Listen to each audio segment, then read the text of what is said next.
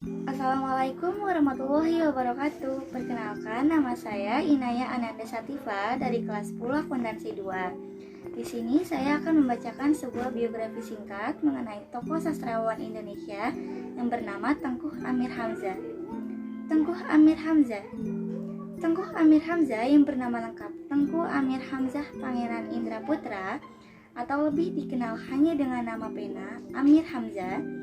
Ia lahir di Tanjung Pura, Langkat, Sumatera Timur, Hindia Belanda pada tanggal 28 Februari tahun 1911 dan ia meninggal dunia di Kuala Bugumit, Binjai, Langkat, Indonesia pada tanggal 20 Maret 1946 pada umur 35 tahun.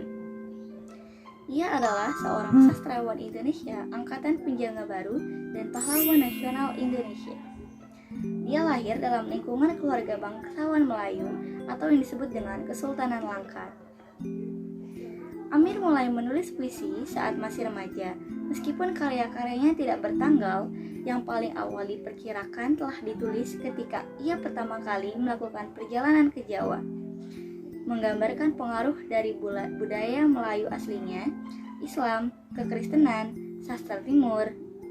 Amir menulis 50 puisi, 18 buah puisi prosa, dan berbagai karya lainnya, termasuk beberapa terjemahan. Pada tahun 1932, ia turut mendirikan majalah sastra Pujangga Baru. Di bidang pendidikan, Amir Hamzah mulai mengenyam pendidikan pada umur 5 tahun dengan bersekolah di Langkat School di Tanjung Pura pada tahun 1916. Setamat dari Langkat School, Amir Hamzah melanjutkan pendidikannya di Mulo, sekolah tinggi di Medan. Setahun kemudian, Amir Hamzah pindah ke Batavia, Jakarta untuk melanjutkan sekolah di Christelich Mulo, Menjangan dan lulus pada tahun 1927. Amir Hamzah kemudian melanjutkan studinya di AMS, Aglimens Middlebury School, sekolah lanjutan tingkat atas di Solo, Jawa Tengah. Di sana dia mengambil disiplin ilmu pada jurusan sastra Timur. Amir Hamzah adalah seorang siswa yang memiliki kedisiplinan tinggi. Disiplin dan ketertiban itu nampak pula dari keadaan kamarnya. Segalanya serba beres, buku-bukunya rapih tersusun di atas rak. Pakaian tidak ada yang tergantung di mana saja, dan spray tempat tidurnya pun licin tidak kisut-kisut. Persis seperti kamar seorang gadis remaja. Sekitar tahun 1930, pemuda Amir terlibat dengan gerakan nasionalis dan jatuh cinta kepada seorang teman sekolahnya, Ilik Sundari. Bahkan setelah Amir melanjutkan studinya di sekolah di Batavia yang sekarang di Jakarta, keduanya tetap dekat. Hanya berpisah pada tahun 1937 ketika Amir dipanggil kembali ke Sumatera untuk menikahi Putri Sultan dan mengambil tanggung jawab di lingkungan keraton.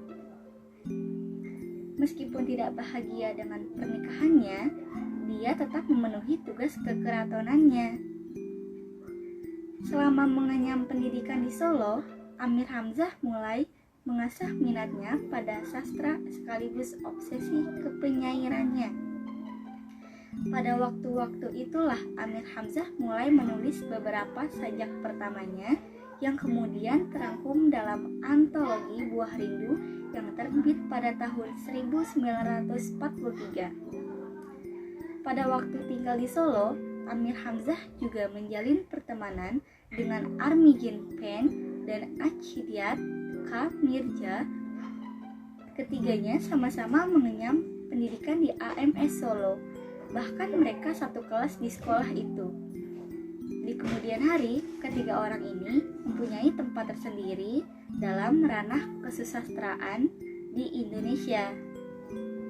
Setelah menyelesaikan studinya di Solo, Amir Hamzah kembali ke Jakarta untuk melanjutkan studi ke Sekolah Hakim Tinggi pada awal tahun 1934. Semasa di Jakarta, rasa kebangsaan di dalam jiwa Amir Hamzah semakin kuat dan berpengaruh pada wataknya.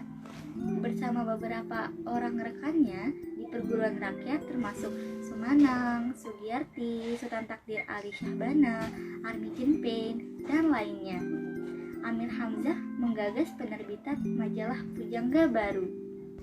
Selanjutnya di bidang karya yaitu Amir Hamzah mulai menyiarkan sajak-sajak karyanya ketika masih tinggal di Solo. Di majalah Timbul yang diasuh oleh Sanusi Pain, Amir Hamzah menyiapkan puisi yang berjudul Mabuk dan Sunyi yang menandai debutnya di dunia kesusastraan Indonesia. Sejak saat itu banyak sekali karya sastra yang dibuat oleh Amir Hamzah. Setelah kembali ke Sumatera, ia berhenti menulis. Sebagian besar puisi-puisinya diterbitkan dalam 2 koleksi. Yang pertama yaitu Nyanyi Sunyi pada tahun 1937 dan yang kedua Buah Rindu pada tahun 1941. Awalnya dalam Pujangga Baru, kemudian sekarang sebagai buku yang diterbitkan. Pada saat ia meninggal dunia, revolusi sosial yang meletus pada tanggal 3 Maret tahun 1946 menjadi akhir bagi kehidupan Amir Hamzah. Dia menjadi salah satu korban penangkapan yang dilakukan oleh pasukan Pesindo. Kala itu pasukan Pesindo menangkap sekitar 21 tokoh feodal yang termasuk diantaranya adalah Amir Hamzah pada tanggal 7 Maret 1946. Pada tanggal 20 Maret tahun 1946, orang-orang yang ditangkap itu dihukum mati. Amir Hamzah wafat di Kuala Bagumit dan dimakamkan di pemakaman Masjid Azizi. Amir Hamzah kemudian diangkat menjadi pahlawan nasional Indonesia berdasarkan SK Presiden RI nomor 106 tahun 1975 pada tanggal 3 November 1975. Hingga kematiannya, Amir Hamzah telah mewariskan 50 sajak asli, 77 sajak terjemahan, 18 prosa liris, 1 prosa liris terjemahan, 13 prosa, dan 1 prosa terjemahan. Jumlah keseluruhan karyanya itu adalah 160 tulisan. Jumlah karya tersebut masih ditambah dengan Setanggi Timur yang puisi, terjemahan, dan terjemahan Bhagavad Gita. Dari jumlah itu ada juga beberapa tulisan yang tidak sempat dipublikasikan. Karya-karya awalnya berhubungan dengan rasa rindu dan cinta, sedangkan karya-karya selanjutnya mempunyai makna yang lebih religius. Dari 2 koleksinya, Nyanyi Sunyi umumnya dianggap lebih maju. Untuk puisi-puisinya, Amir telah disebut sebagai Raja Penyair zaman Pujangga Baru dan satu-satunya penyair Indonesia berkelas internasional dari era pra-revolusi nasional Indonesia. Demikian biografi yang saya sampaikan. Mohon maaf apabila ada kata-kata yang kurang berkenan di hati kalian. Saya akhiri. Wassalamualaikum warahmatullahi wabarakatuh.